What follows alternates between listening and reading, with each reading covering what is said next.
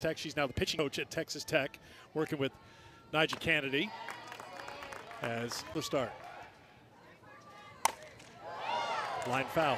And that was something, too, Kendall Grover had even mentioned that both Christy and Dan Paulson took into account how the players were coached before and tried to weave them into their coaching style, too. So it's that constant communication right when you step foot on campus and having those types of open conversations, too, to where you can learn from one another. 1-1 the count to Davey. Dan Paulson told us yesterday that they had kind of an icebreaker their first day as a coaching staff meeting the players, so they had a scavenger hunt on campus. And if you won the scavenger hunt, you got a get out of pulling the tarp free card. Now remember, we're talking OVC. You got to get dirty. You got to pull the tarp. Ground ball to Mitchell, and Davey is retired. And one of the players that got one of those cards was Kendall Grover. And Kendall Grover had a chance to turn in that card, but to give you an idea of what kind of player that the Paulsons are dealing with, Grover refused to use her card and was there to pull the tarp on one of the last days of the year. Yeah, wanted to be there with her team. If her team Right. was going to be there pulling the tarp, that's just the type of leader she is, leads by example for the Panthers, and she wanted to be there right alongside of her teammates to help pull the tarp. Gonzalez at the plate, swing and a miss for strike one. Reached on an error back in the second inning.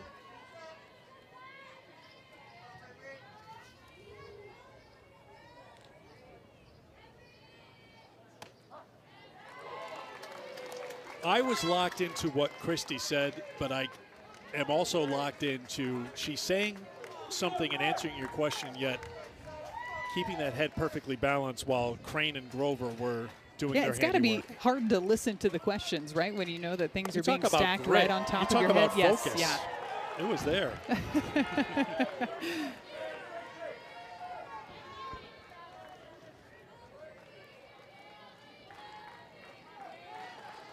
One and two the count to Gonzalez. Off speed, Gonzalez waits on it, and it's going to be another error on Katie Stewart. I started to ask you before about making that change and becoming the everyday shortstop in the SEC and now carrying over into the NCAA tournament. I think that's a big ask. It is, and especially when you're not used to playing the position, the game can almost speed up at times for you. You can see Katie Stewart trying to charge this one, and her momentum is taking her over towards first base. And on some of those in-between hops, especially when they're mishit off the end of the bat, you almost have to rely on your arm strength and try to field that one right in front of you and then fire across the diamond. But those are all things that she's learning after being thrown right into the fire. Bennett will haul in the fly ball off the bat of Hance for the second out of the inning. We were talking to Katie Stewart and some of the other players just about her playing shortstop, and one of the first people that wanted to jump in and say something was Tegan Cavan, and just how much respect she has for Katie Stewart to be willing to go out there and play shortstop, even though she's not necessarily used to the position. But a lot of other players jumped in too, speaking very highly of the job that Katie Stewart has done in that position.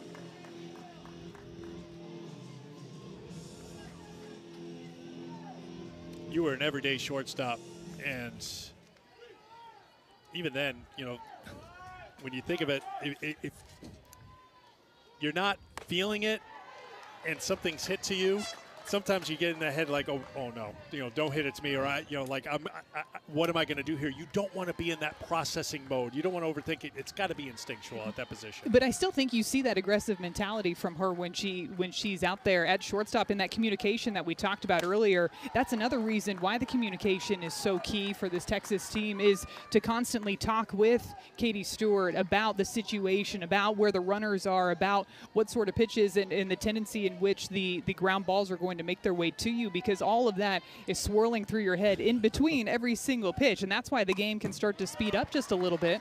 But knowing that you're talking with your teammates through each and every situation, I think can help slow things down just a little bit. And you mentioned what Cavan had said.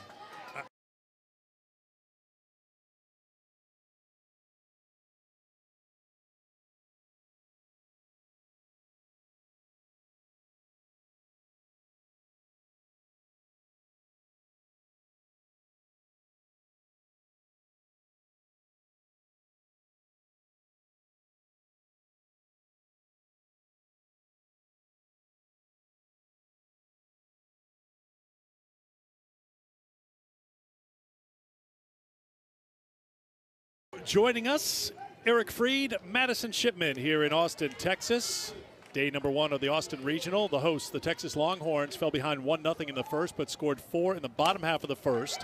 They lead 4-1 as we play in the fourth, and they've got the leadoff runner aboard. Katie Bennett is on to start things here in the fourth for Texas. Texas has had plenty of base runners. They just haven't been able to score since the first inning, Madison. Yeah, they ended up with back-to-back base hits to start off the bottom of the third inning, but then it was an inning-ending hard-hit line drive back up the middle, and it's just been about coming through with that timely hit over the past couple of innings for Texas. Coach Mike White said that they're going to work to continue to get people on base and try to drive them in.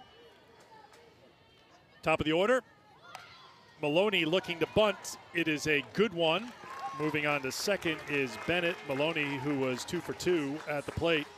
Successful sacrifice, 1 down here in the fourth. Eastern Illinois, the OVC regular season and tournament champions out of Charleston, Illinois, in the NCAA tournament for the second time in program history, all coming in the last 3 years. And Mackenzie Oslanzi, sophomore out of Illinois, making her 35th start of the season, and she has pitched well. She has walked the tightrope a few times, but her defense has been there to help her out. Keep this to a 3-run game here as it gets a little later in Texas. Yeah, unassisted double play in the second inning, and then a hard hit ball that actually ricocheted off of Oslanzi over to her shortstop to end the bottom of the third inning. So the Panthers turning those 2 double plays to keep this one close here with Bennett at second and Caden Henry at the plate. Henry singled and scored in the first and lined into that double play that Madison mentioned in the second. Very hot here in Austin. Game 1 went to the Michigan Wolverines. They came from behind to knock off UCF. And the field temperature has been over that century mark since we started here. The umbrellas have been out. Shade is hard to find this time of day here in Austin. Air temperature 96 degrees, and we've been told we're the lucky ones because it was 106 just a couple of days ago before we got to Austin. Now, ice cream sales very robust, Madison. Yeah, yes. When I keep looking out, I do see the flags blowing, so it looks like there might be a little bit of a breeze swirling out in the outfield. Slow roller left side, charged by Gonzalez, but no chance to get Henry with her speed. Now they have Bennett in a rundown. Back behind the play, taking second base is Henry.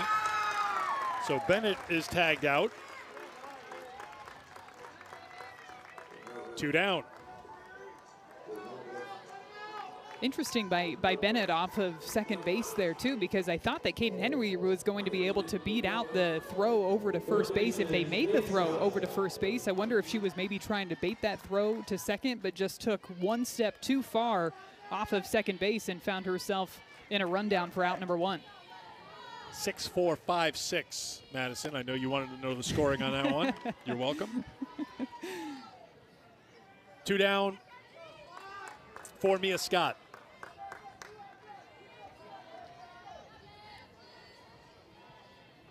Scott was hit by a pitch and scored in the first, fouled out in the second. 2-0.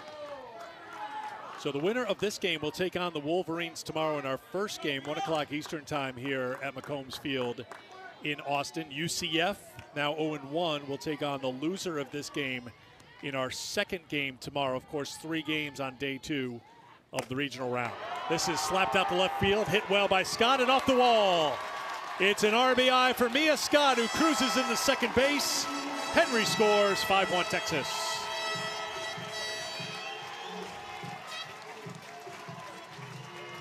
Mia Scott hit a fly ball over to third base in her last at bat, and you could tell she just missed on that swing. She gets herself into a good hitter's count here, and this is that fastball with the arm side run, so it's going to run away from the barrel of the lefty Mia Scott, but she does such a good job of staying with that pitch, driving it with power and extension off of the left field wall to score another Longhorns run.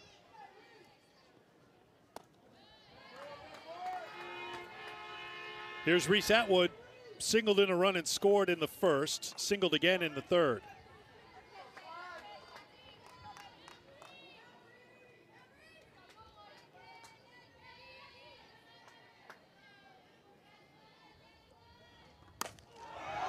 Atwood with a solid single to center field. It's an RBI for Reese Atwood, her second of the game. 73 now on the season, and Texas adds to their lead at 6-1.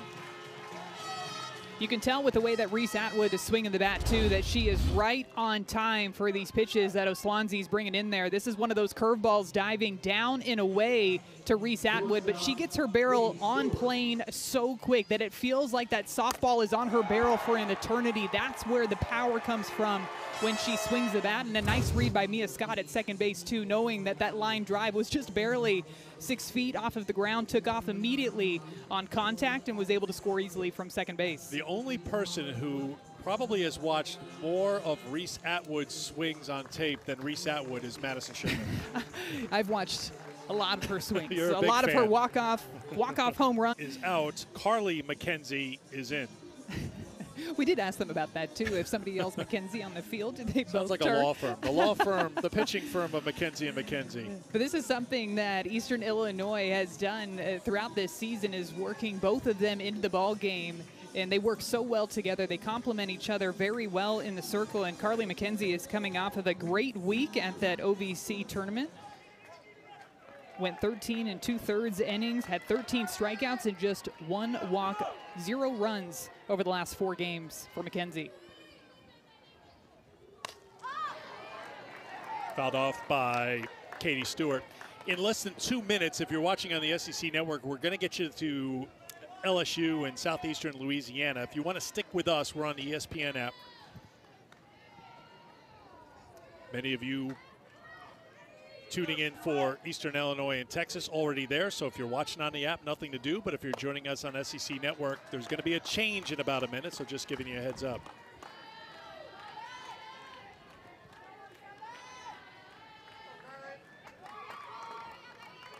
One and one the count now to Stewart, who's 1 for 2 today.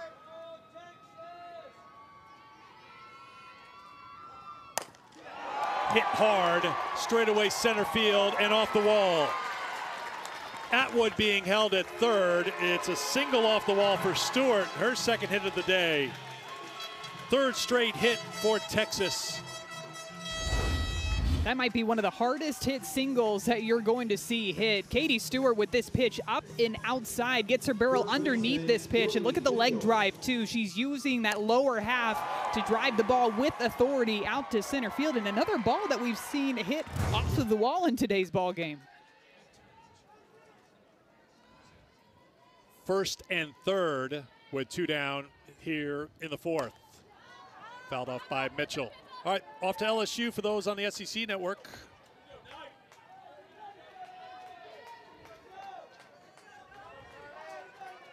For those who have stuck with us on the ESPN app, we know who our true friends are. Thank you for staying with us. Yo, 1. This is the time of the year, though, where you've got to have the quad box working, as many games going as possible at one time. This is the weekend, though, when, you know, quad is 4. What's the word for 16 the boxes? quad horn agrees that the quad box needs to happen. We are covered, and we've got more. We've got 16 horns going on around outside this stadium right now. It's loud for us. What if you happen to say, hey, I'm going to go watch a softball game, and you're like, oh, this is a nice spot right here. There's a little breeze blowing, and all of a sudden the person you stand next to you got to do your pregame scouting, It's I guess. going 120 decibels in your ear. Mitchell, pop up shallow right. This should be the right fielder's ball, and it's called for by Cervini, and that will retire the side. But Texas adds to their lead, 6-1 Longhorns after 4. We've got our crew who have done an outstanding job, especially those who have to be outside. I mean, obviously for some it's not their first day game in Austin, so they know. Bring your own shade. But we thank everybody. You know, some have air conditioning. Well, I went to chat with Dusty pregame, and he had the window open, but it was comfortable in that room. He also had about 3 cases of water and thirst-quenching drinks in there. I don't know if they were meant for him or for the staff or someone else, but he's ready. You got to stay hydrated in this heat. Yeah, so this is down first base line, right? Mike? Yeah, Mike Roig, our director. Yeah, oh, yes. So first base camera well was prime position for game 1, but in game 2, the sun has moved a little bit. So it's getting a little crispy down there. Third base is winning right now. But it's going to be warm here all weekend. We thank everybody who was here early today, early crew call for these first 2 games. We've got the 3 games coming up tomorrow. It's just going to be sunny and hot. Looks like otherwise the weather is fine when it comes to severe weather, so we're happy about that. You do know I'm a little superstitious when it comes to that, and you've mentioned it a couple of times today, but I know that if you're mentioning it, then we should be all good. Tapped to seconds. Leanne Good is there, and quickly 2 away for the Panthers here in the 5th. Third baseman, Kendall Grover. Well, Texas getting some good innings from Salmon in relief of Gutierrez here this afternoon. She's got her pitches working in a few different directions too. Likes to work that up spin with the screwball and that rise ball combination, but she's getting some of those ground ball outs on that drop ball that's got some late bite to it. Here is Kendall Grover. Interesting shift going on in the infield. Talk about respect for Kendall Grover. They've got 3 on the left side of the infield, do the Longhorns. It looks like Leanne Good has moved over up the middle, almost into that shortstop position. Katie Stewart right in the 5-6 hole, and Mia Scott over at third base.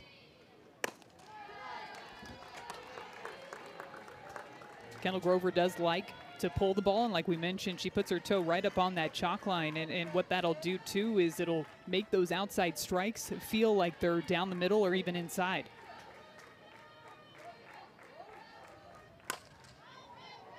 Grover fouls it off. It's 2-1. Kendall doubled in the first, grounded out in the third. She's 1 for 2. We mentioned earlier, the player of the year in the Ohio Valley Conference for the 2nd consecutive year.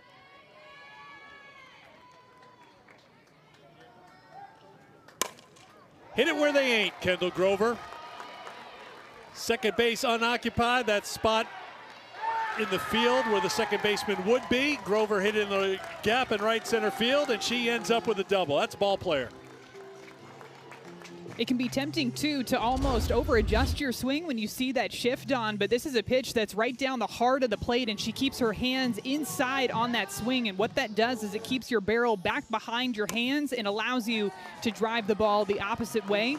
She saw the shift, she saw a pitch that she could handle, and she drives it out into that gap and legs out a double, too. Second double for Kendall Grover in this ball game. And the 51st of her career. Strike 1 to Abby Hatton, who's 0 for 2 today.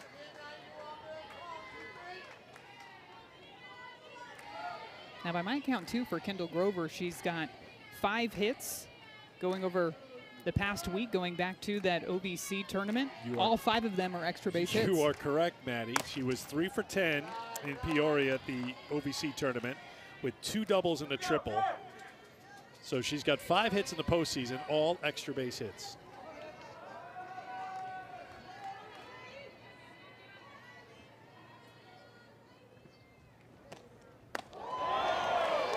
Salmon spins one up there.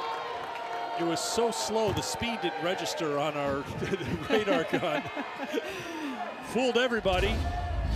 Busts out the changeup here. Looks like it clips the bottom part of the zone. Doesn't get the call. Looked like a strike. Counts 2-1. 3-1.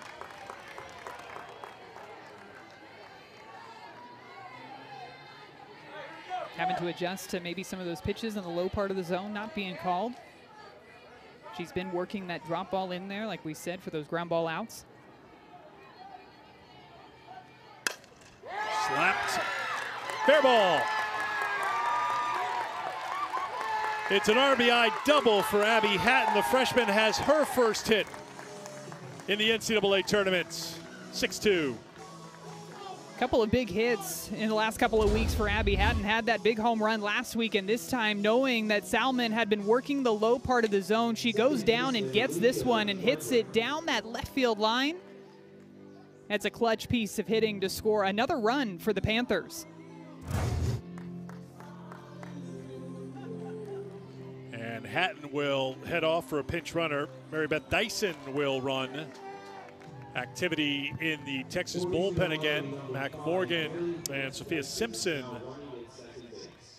getting ready to go. Alicia Frederick.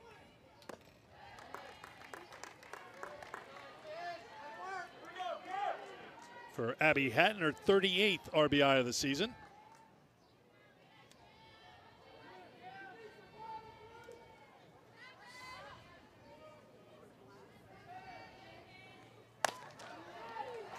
1-1. Frederick brought in the first Eastern Illinois run with a sacrifice fly in the first, grounded to second in the third.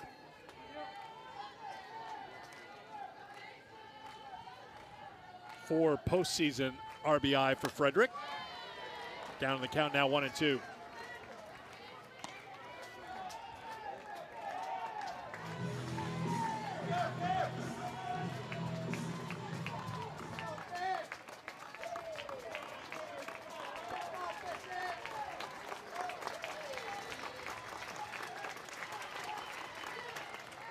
That skipped up, bounces off of Atwood, and it will allow Hatton to take third. In that 1-2 count, Salmon trying to miss low with the drop ball.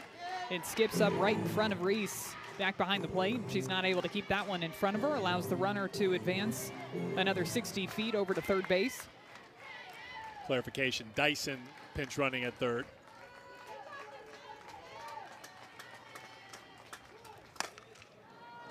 Fly ball to left. Bennett drifts back, and she's got it to retire the side. But the Panthers pick up a run in this ball game. UCF had a 3-0 lead in the Big 12 quarterfinals against Arizona. Lost that game 4-3. And today they had a 3-1 lead against Michigan and ended up losing 4-3. Came down to a really clutch swing by a freshman, Lauren Putz, with a big home run out to center field to give the Wolverines the lead. Their first lead came in that 6th inning, 3-run 6th inning for Michigan. So the Wolverines 1-0 here in this double elimination regional rounds.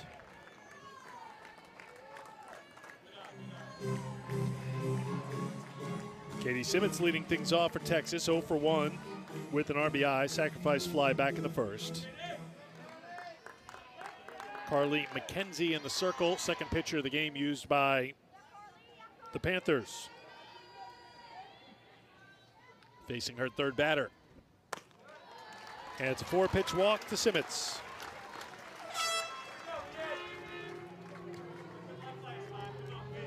Second baseman, Leanne Good. We'll have a pinch runner for Simmons. Shylin Brister will head down to first. For Texas, stepping in the right at first base, number 11, Shylin Brister. And Leanne Good will step into the batter's box for the Longhorns. Leanne hit the ball hard. Her last at bat, that was the ball that ended up ricocheting off of Oslanzi in the circle, just went right to Gonzalez at shortstop. Good, trying to bunt her way on. It's a perfect push bunt single for Leanne Good. 2 on for the Longhorns here in the 5th.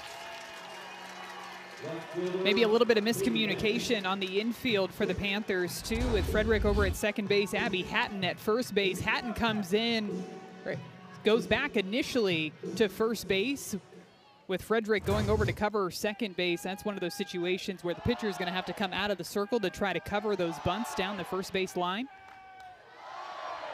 Here's the number 9 hitter, Katie Bennett. She looks to bunt and pops it in the air, but charging was Grover from third, so she couldn't grab it. Strike one.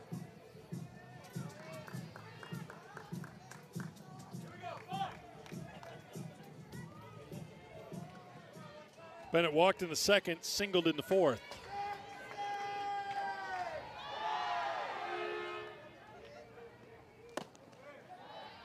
1-1.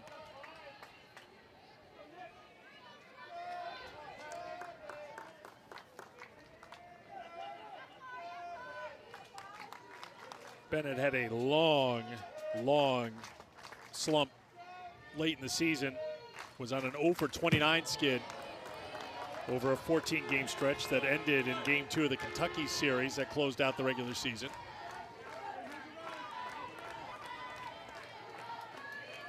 Worked her way through that slump. Trying to find little postseason momentum.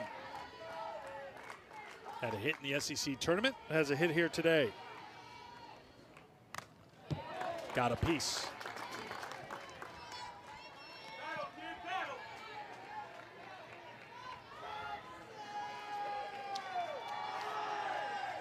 So you played in the regional round when you were at Tennessee. What's Friday night like after that first day and you know you got to turn around the next day and be on the field and ready to go, perhaps playing 2 games in a day as Bennett fouls another one off? Well, I think the adrenaline's going to be high coming into this weekend no matter what. And it almost kind of feels a little bit like some of the preseason tournaments that these teams will play in February, with just the amount of teams and just how quick of a turnaround it is from game to game. Sometimes you might only have 30 minutes in between to try to flush whatever just happened and turn around and try to win the very next game. I've been in situations where we lost the first game of the regional, ended up working our way back.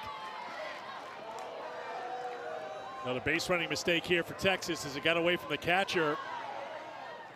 So Good got the second, and sliding back safely is the pinch runner Brister, and Good will retreat to first.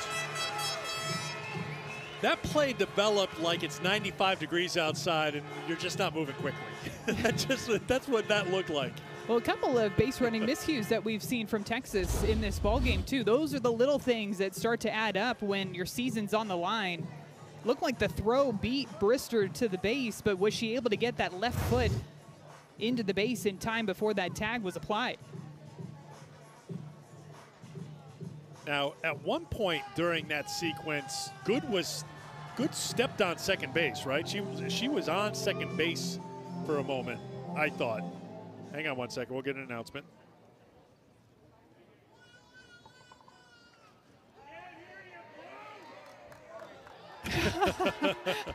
So he just said sorry.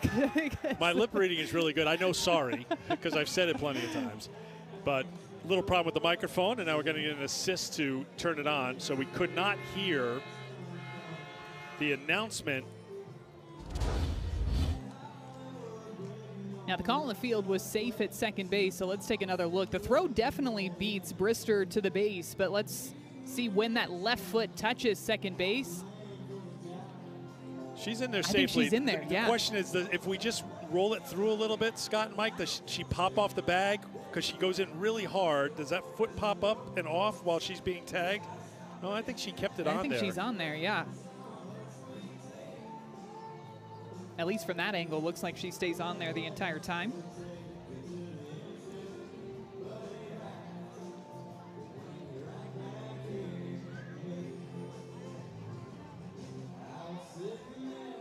It's when the first contact's made with the glove, and is the first point of contact when the glove hits Brister's left leg, because if so, I do think that her left foot gets in there in time. So, as a reminder, in the NCAA tournament, there's central replay review in Pittsburgh. So it's being reviewed right now in Pittsburgh. The umpires head off the field to hook up and listen in on what Pittsburgh decides on the challenge.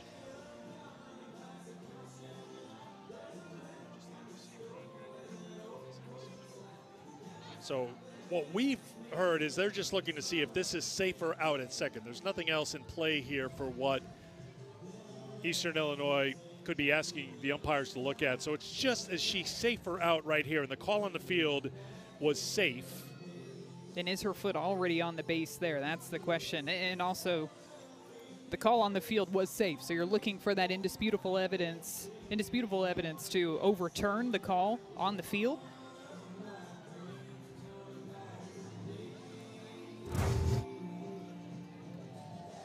So for the moment, first and second for the Longhorns with nobody out.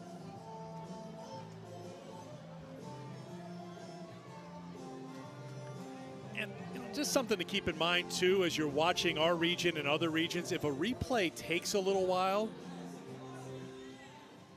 it could be because Pittsburgh's got a lot of plays that they're looking at one time. We just don't know. So it could be something that might be cut and dry, but it could be in the queue in Pittsburgh in order to review it.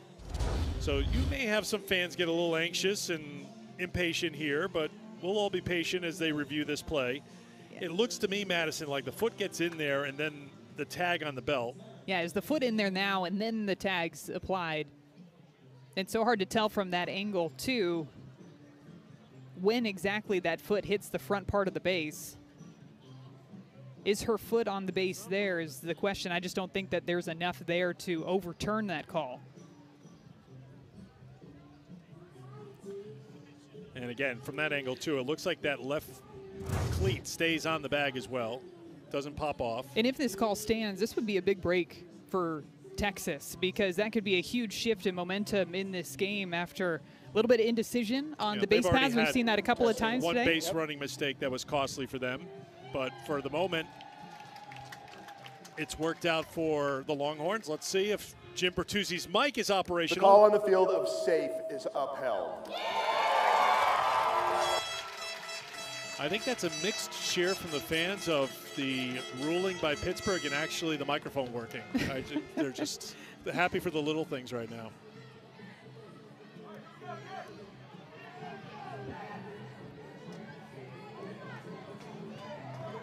Really close at second, though, and like we just talked about, that's a huge break for Texas in this spot, especially now with nobody away, with a runner over in scoring position.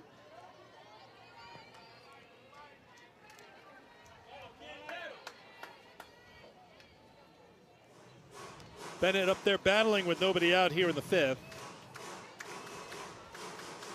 Eighth pitch of the at-bat coming up from Carly McKenzie.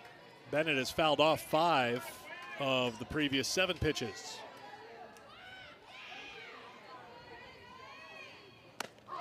Called strike 3. McKenzie gets the strikeout, 1 down.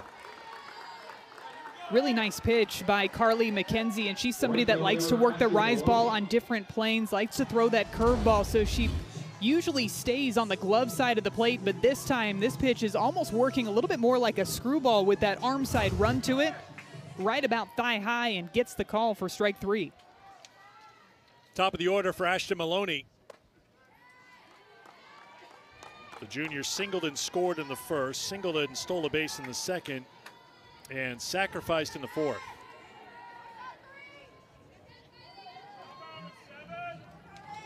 Two for 2 today after going 4 for 6 in 2 games in the SEC tournament.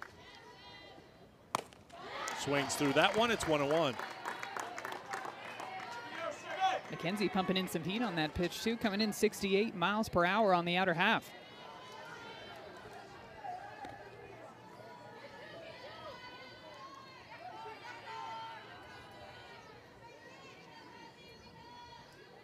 1-1. 1-2.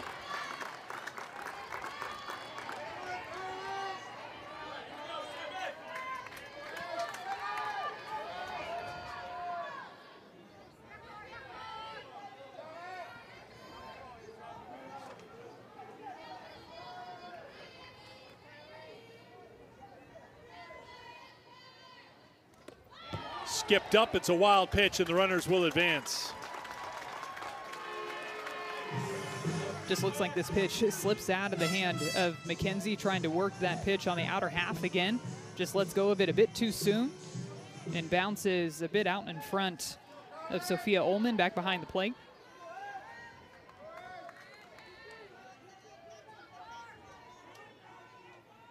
Two to Maloney.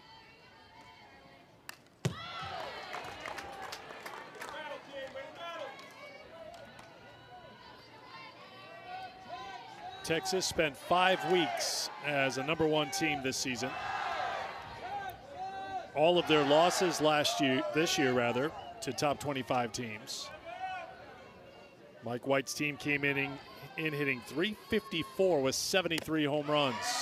Maloney a big part of that success.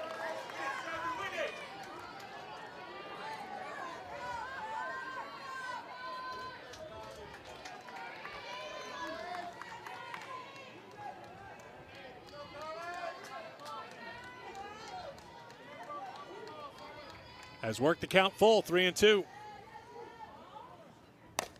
Slaps, fair ball. Here's one run. Maloney digging hard, didn't hesitate, rounding first. She's in the second base, and Texas has a 5-run lead now in the 5th. Brister comes around to score. What a day for Ashton Maloney, just setting the tone right at the top of this order. Base hits in the 1st inning, base hit in the 2nd inning, and now another base hit here in the 5th inning down that left field line, and keeping her eyes on this ball the entire time as she's running down that first baseline. No hesitation as she rounds first base, heads into second, scores a run, and now 2 more runners over in scoring position. Give Maloney 78 hits on the season with her 3 hits here today. Team leader in that category. And it's the 5th most for a player in a single season in Texas history. Sophia Ullman going out to chat with Mackenzie.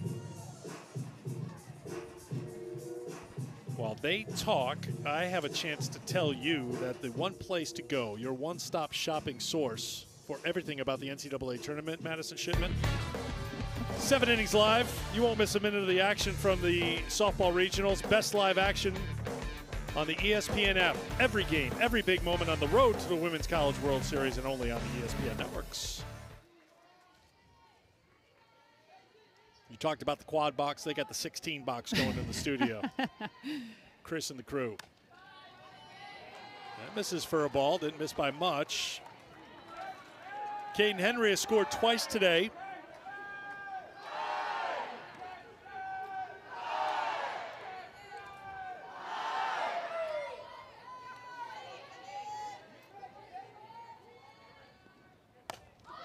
Out of play.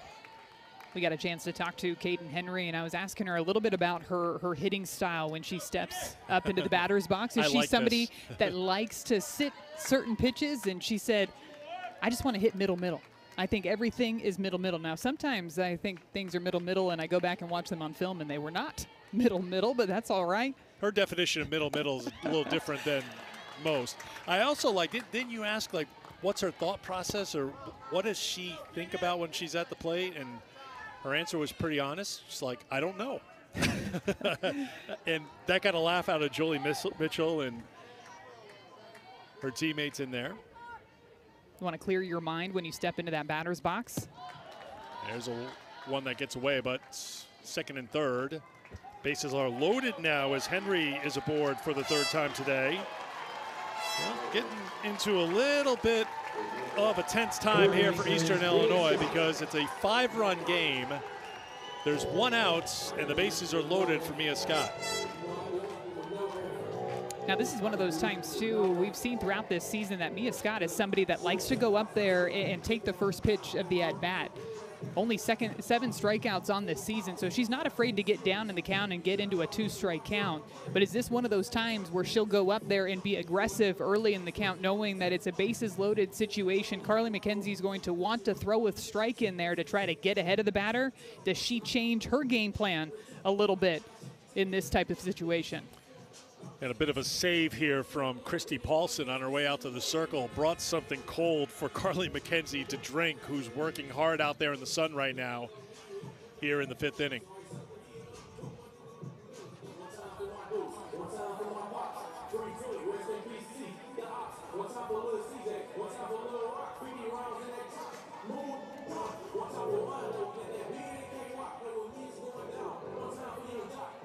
So you do the math. If you're up by 8 and the home team in the 5th inning, game's over. Right now the advantage is 5 and the bases are loaded for Mia Scott. Scott hit by a pitch and scored in the 1st, fouled out in the 2nd, doubled in a run in the 4th.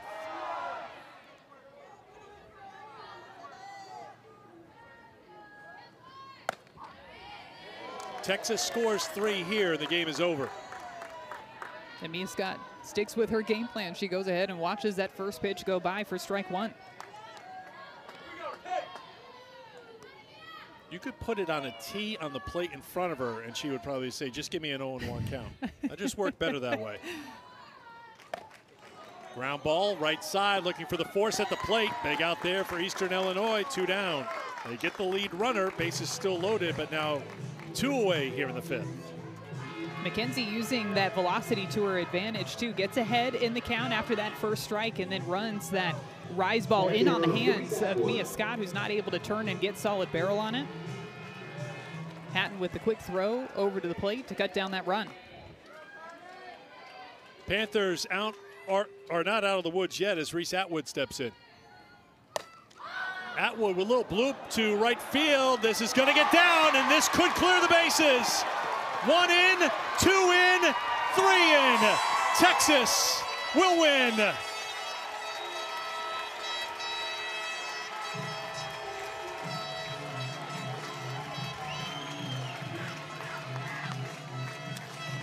Another moment for Reese Atwood in this Texas Longhorns